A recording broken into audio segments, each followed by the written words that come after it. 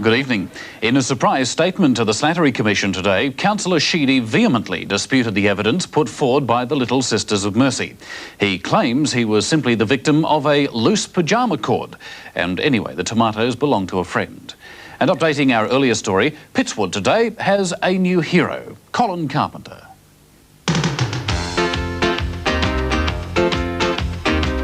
Look out, world. Here I come. Gonna make my mark without my mum.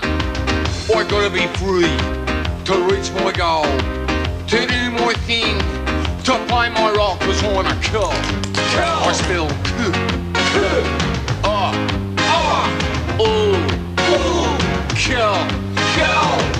Well, Colin to be exact. Yeah,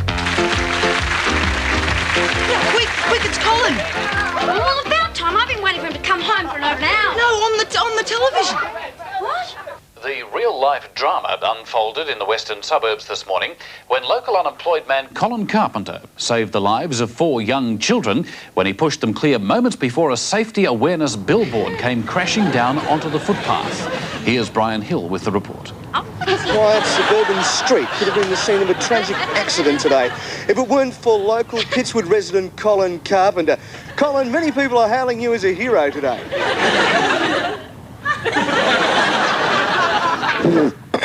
Wow, well, the fuss is about really, I was just a citizen doing my duty. It's no big deal. Well, fair enough. Back to you in the That's what I was saying. You know, just because I plucked these young, hapless children from the jaws of death really doesn't warrant all this attention. Yes, but eyewitnesses describe you as darting across a busy highway, dodging peak hour traffic to save the lives of these young children. No, I was standing in the queue waiting for the guy trying to swirl. Yeah, right, but moments before the billboard came crashing down, without thought for your own personal welfare, you snatched these kiddies to safety, narrowly avoiding certain tragedy. What? Told him to run like the buggery, if that's what you mean. Yeah, little fella, you and your mates must be very grateful for Mr. Carpenter saving your lives today. Is there anything you'd like to say to him? Yeah, he's a pig. What? He got the last chocolate swirl. Well, I didn't know it was the last chocolate swirl. There's only boring vanilla left, and we hate vanilla. Yeah, Wait, look, I'm not a big fan of vanilla either. Thanks a lot, pal. No, I can't believe this. That's 452 letters Colin received yesterday. That's more letters than most people get in a lifetime. Well, he'll never get that much mail again. This came today. What, all of that is for Colin again? No, there is one letter for you. Oh, really? Great, a library find. Remember the good old days when you could flick through the newspaper and there wouldn't be one mention of Col'n Carpenter? Council commends courageous Colin. Think they could have made that photo any bigger? That's nothing. There's a double-page poster of him in the middle.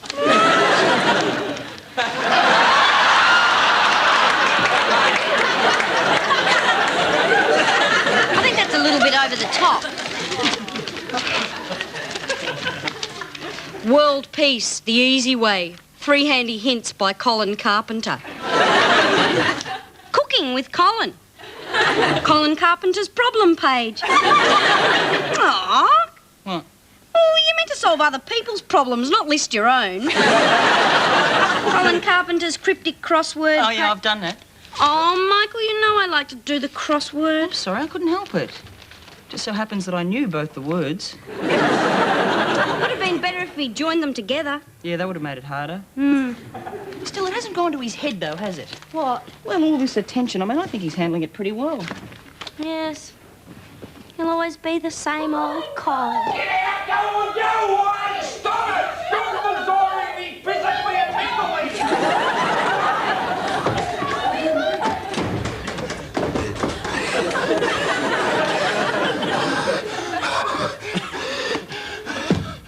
I want to be alone. What's wrong, Colin? Come on, Colin, get it off your chest. People won't leave me alone. They keep bathing in my aura.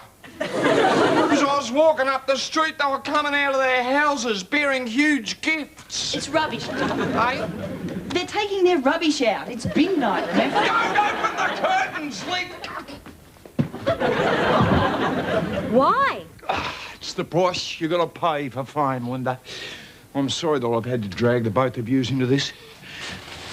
Where are you going? Don't! The press will eat you alive. Colin. No, they will. They know that you live here with me, and they will pay you humongous amounts of cash to reveal my innermost details. I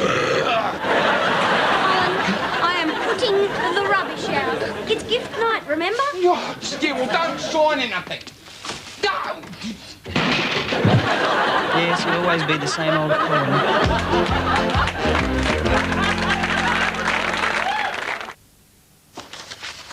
Hey, listen to this one. Dear Colin, your unselfish act of heroism has set a shining example to us all. Keep up the good work. Bob Hawke. Bobby. What an old suck.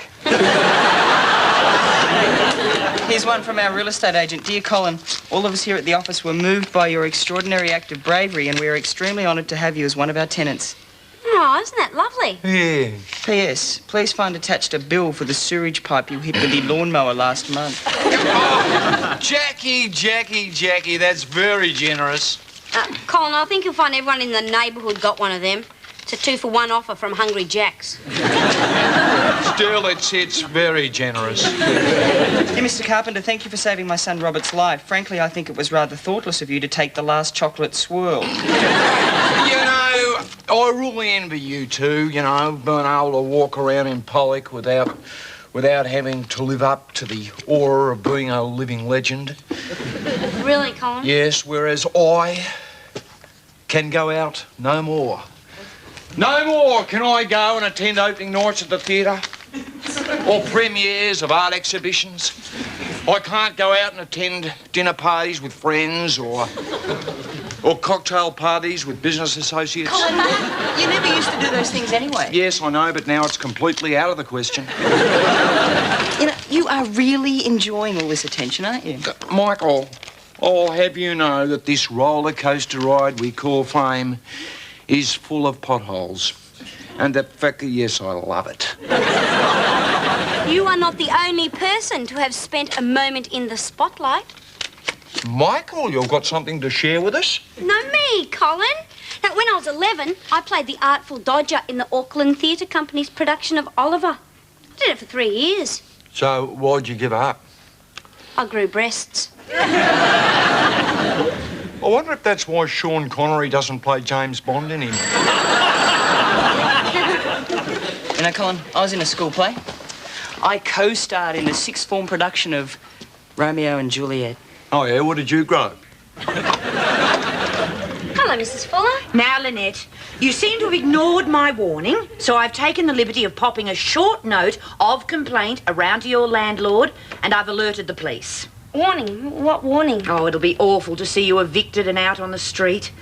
I hope they're not too rough with you when they arrest you. Bye-bye. No, Mrs. Fuller, we haven't even seen you for a week. Oh, that's no excuse, Lynette. I've hardly slept at all with that dog of yours barking all night. Dog? What dog? I think you must be mistaken. Oh, please, I do know a dog when I hear one, Lorraine. I haven't completely lost my marbles. My name is Linda, and we definitely don't have a dog, so I don't know what it is that you're thinking. What do you think that is? Where is it? Hi. Oh, hello, Mrs. Fuller. All right, where is it? Where's what? It's one of those annoying little ones, isn't it? You're hiding it from me, aren't you? Yes, I suppose I am. Oh, and there's a dog! Oh, what is it? Where? I haven't got time to play games. Oh, what a shame. And don't think, just because you're famous now, and your name is on everybody's lips, Kevin, that you can pull the wool over my eyes.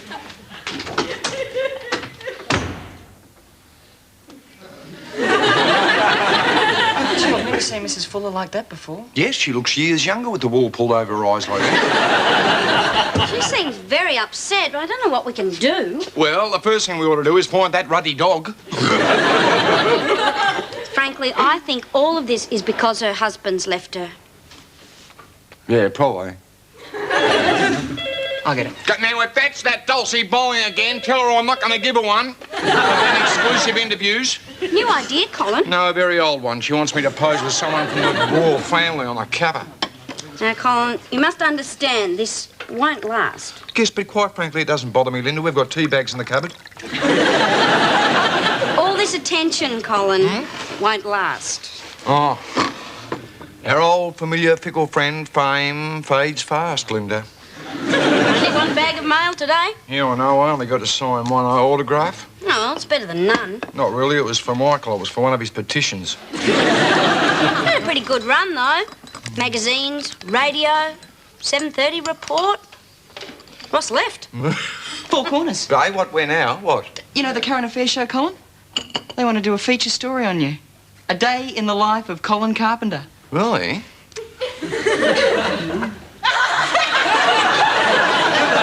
Makeup. I suppose this would be a big thrill for you, Denise, doing the makeup of a celebrity such as me, which you... Of course, you might find this is a very humble home, but I find that people generally relate...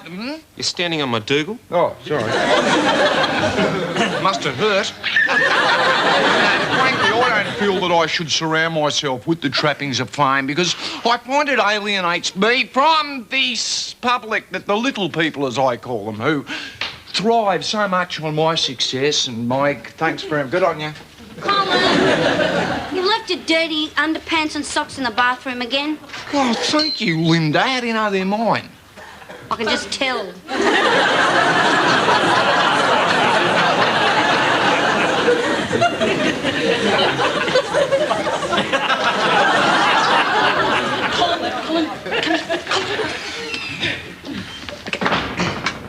On you, Joey boy. I want you to wear this when you do the interview, all right? Good. Well, Do you realise that it's shrinking at a rate of 15% per week? well, why don't you hand wash it, for God's sake? Christ, Colin. Now, this is a perfect opportunity. You're going to be on national television. I want you to tell the people exactly what's going on. Well, I'll wear it if you like, but I reckon you ought to wear it, actually, because they will want to interview you, you know, Michael. Really? Mm-hmm. I better go and get ready then. Get to Michael. Brush up the chest hairs there.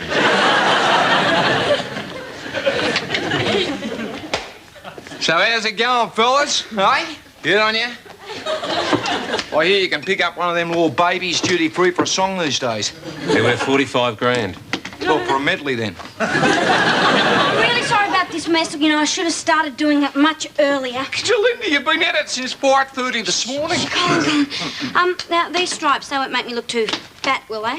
Linda, I really don't think anyone cares. I mean, it is me, you know. I am the man of the moment, eh, Joey boy?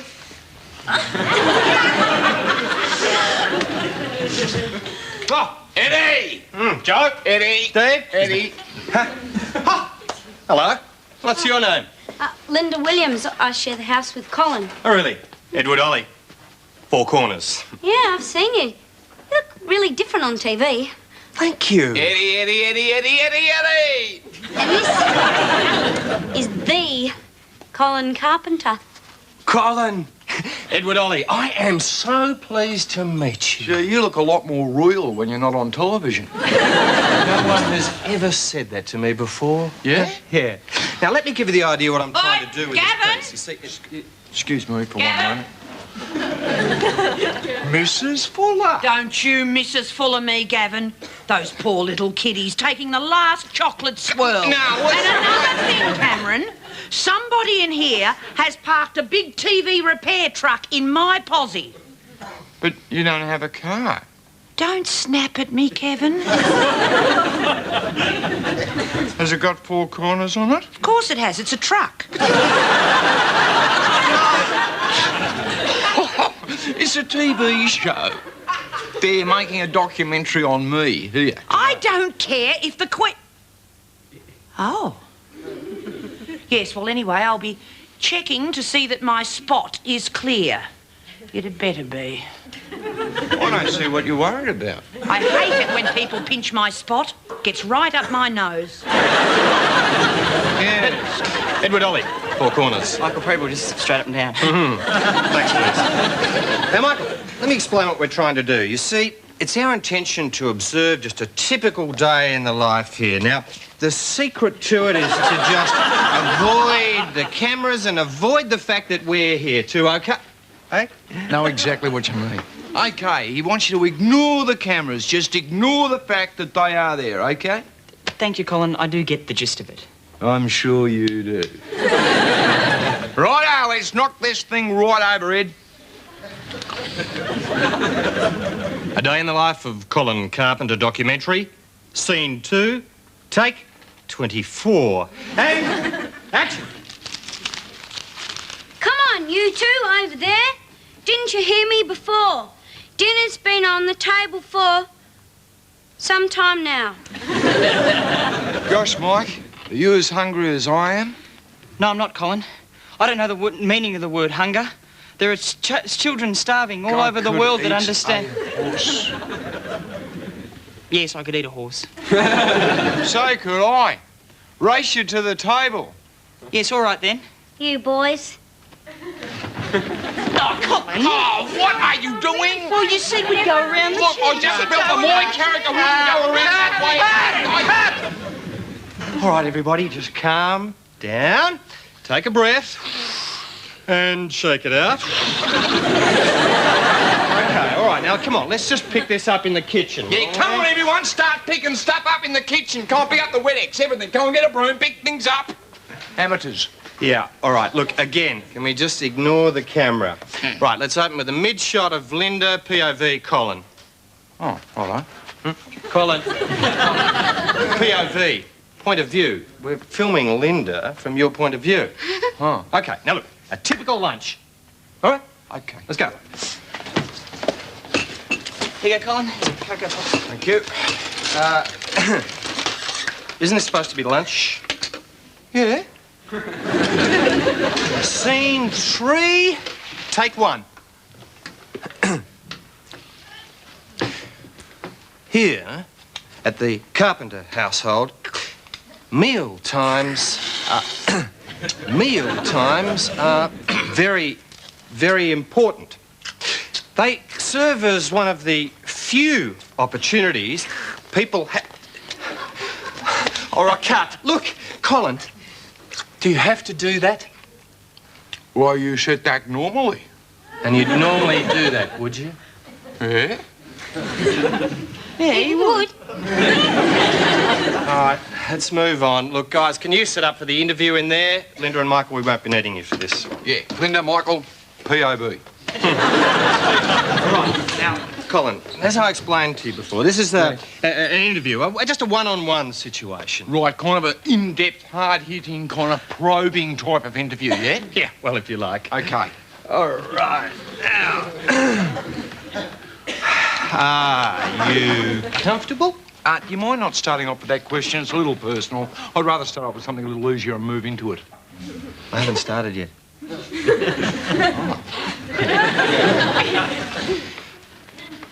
Colin, how long have you been living in Pittswood? Have you started?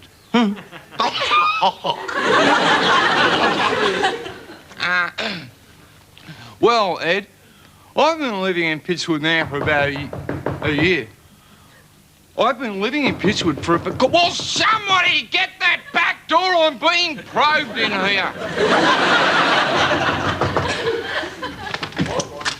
Oh, Malcolm, dear. How are you? Pretty good, thanks, Mrs. Ford. Lucy, there you are. I've been waiting for you out in the garden. Garden? Surely you haven't forgotten it's our gardening morning. You don't look like you're prepared for gardening, Mrs. Fuller. Oh, of course I am, Malcolm. Oh, you've got visitors. Oh, a television crew. I must look a sight in these dreadful old clothes. Hello, Mrs. Fuller. Gavin, darling. How's Pittswood's little hero? He can't breathe.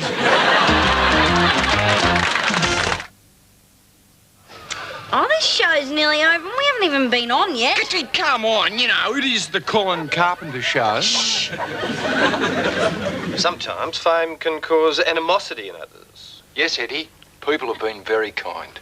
Cup of tea. Anyone. Animosity, Colin. Jealousy. I couldn't help but notice that your neighbour seemed, well, strange. Mrs. Fuller? Oh, no, she's all right.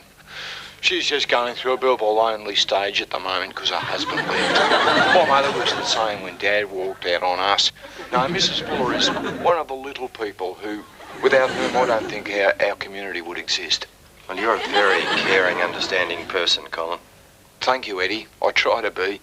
Some people on this street would have it that she's no more than a loopy old cow. I'm not one of them. Col'n Carpenter, Pittswood's man of the moment with a deep concern for the little people. A true neighbour. Or is he? In a moment, we'll discuss those relentless chocolate swirl rumours. Turn that racket off. I can hear it right across the street. Oh, sorry, we were just watching Col'n Carpenter. Hello, Mrs. Fuller. Did you see the show? I was talking all about you. Were you now? You wouldn't catch me watching that rubbish. Oh, I'm sorry if the TV was too loud. Make sure it doesn't happen again. Oh, and I was wondering if the three of you are free tomorrow night to come over for dinner. What? Oh, no, nothing special, you understand. Oh, that would be lovely. That's very kind of you, Mrs. Fuller. Gavin.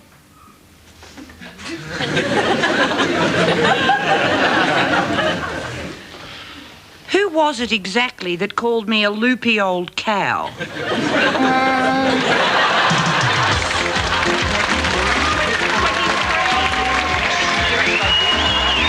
Be sure you're watching 10 Wednesday night when Mike Farrell, Margot Kidder and Elliot Gould star in the movie thriller Vanishing Act. It's guaranteed to keep you guessing. 8:30 Wednesday night. Next on 10, Robin Hood star Kevin Costner in Bull Durham.